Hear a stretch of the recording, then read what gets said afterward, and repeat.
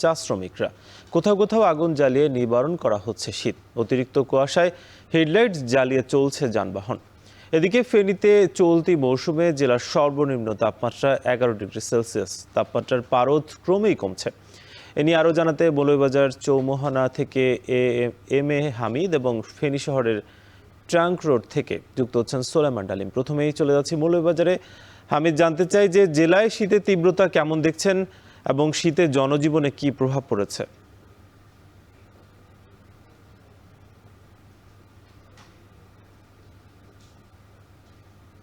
গত কয়েকদিন থেকেই কিন্তু মৌলভীবাজার জেলার উপর দিয়ে তীব্র শীত প্রবাহিত হচ্ছে।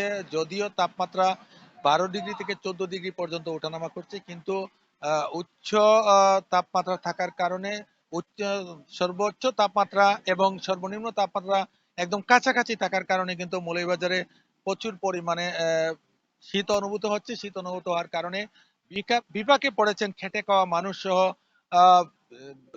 মানুষ সহ চা শ্রমিকরা।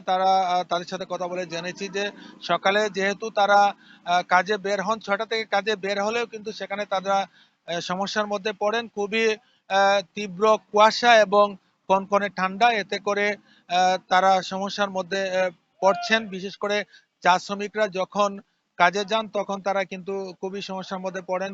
ঘন কুয়াশা থাকার কারণে, তীব্র ঠান্ডা থাকার কারণে তারা ঘর থেকে বের হতে, কাজে যেতে দেরি হচ্ছে। এতে করে অনেক সময় যখন কাজের স্থলে যাচ্ছেন সর্দাররা তাদেরকে ফিরিয়ে দিচ্ছেন। এছাড়াও প্রচুর ঠান্ডা পড়ার কারণে শীত বস্ত্র বিক্রি বেড়েছে। বিশেষ করে ফুটপাত সহ মহলগুলো আছে, বিপণী বিতানগুলো আছে, সেগুলোতে কিন্তু শীতের কাপড় বিক্রি শুরু হয়েছে। এবং আমি বিষয়ে কথা বলেছিলাম জেলা প্রশাসক তৌহিদুজ্জামান পাবেলের সাথে। তিনি জানিয়েছেন যে ইতিমধ্যে 42 লক্ষ টাকা বরাদ্দ এসেছে এবং সেখান থেকে তারা 7,000 এর উপরে কম্বল 7টি উপজেলায় বিতরণ করেছেন এবং আরো চাহিদাপত্র পাঠিয়েছেন। সেগুলো আসলে পর্যায়ক্রমে সেগুলো বিতরণ করা হবে। শীতের কারণে হাসপাতালগুলোতেও কিন্তু প্রচুর পরিমাণে রোগীর সংখ্যা বাড়ছে। বিশেষ করে শিশু থেকে বৃদ্ধ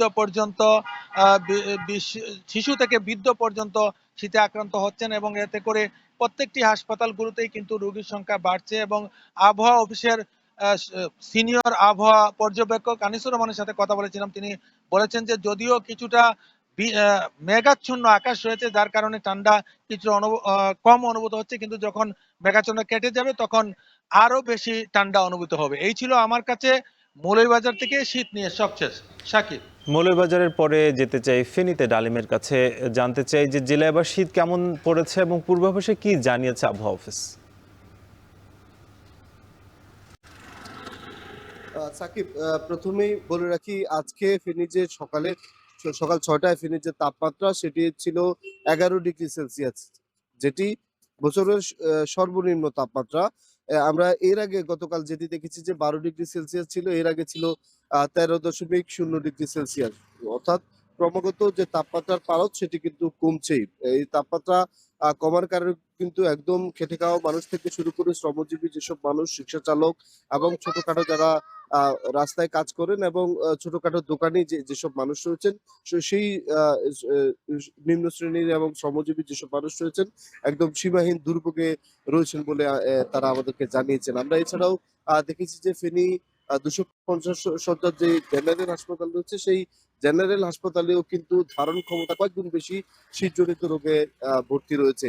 এছাড়াও উপজেলা কমপ্লেক্স গুলোতেও কিন্তু আমরা শীতজনিত রোগে ভর্তি রোগীর সংখ্যা বেশি বলে আমরা দেখেছি। আমরা কথা বলেছি ফেনী জেলা প্রশাসনের সাথে। জেলা প্রশাসন আমাদেরকে যেমনটি জানিয়েছেন যে শীতের যে তাপমাত্রা কমার কারণে কিন্তু সাধারণ মানুষের যে ভোগান্তি সেটি কিন্তু তারা লক্ষ্য করছেন, যার ফলশ্রুতিতে কিন্তু নিম্ন আয়ের যারা মানুষ রয়েছেন এবং শ্রমজীবী যারা মানুষ রয়েছেন এবং ভবঘুরে যেসব মানুষ রয়েছেন তাদেরকে বিতরণ করার জন্য অর্থ বরাদ্দ করা হয়েছে এবং সেই অর্থ দিয়ে কম্বল বিতরণ করার কর্মসূচি রয়েছে জেলা প্রশাসনের। এছাড়াও আমরা দেখেছি যে ফেনী শহরের দিঘির পাড়ের যে নিম্ন আয়ের মানুষের জন্য শীত কাপড়ের যে বিপণী বিতান রয়েছে, যেখানে প্রতিদিন কিন্তু 5 থেকে 6 লাখ টাকার শীত কাপড় বিক্রি হয়। এছাড়াও শহরের যে বিপণী বিতানগুলো রয়েছে সেখানেও কিন্তু শীত কাপড়ের যে বিক্রি সেটি কিন্তু বেড়েছে।